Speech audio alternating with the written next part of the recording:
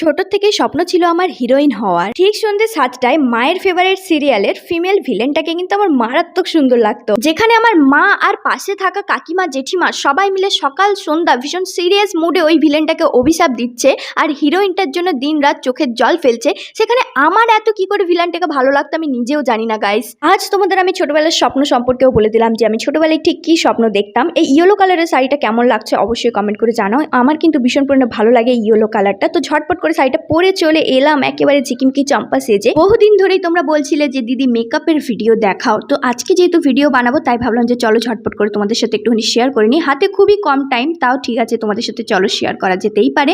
হাতে পরে নিয়েছি চুড়ি। তোমরা অনেকেই জিজ্ঞাসা করছিলে এই বিষয়টা যে দিদি তুমি নখগুলো এত ছোট ছোট করে দিয়েছো কেন। তো হ্যাঁ, আমি নখগুলো কেটে দিয়েছিলাম, তার কারণ দুর্গাপূজা সামনে আসছে, নখগুলো যে আরো ভালো করে সুন্দর করে বড় করতে হবে বলে। তাই এত সুন্দর ক্লিয়ার অ্যান্ড স্মুথ স্কিন কি করে আমার, যারা সবসময় জিজ্ঞাসা করো আমাকে, তো তাদের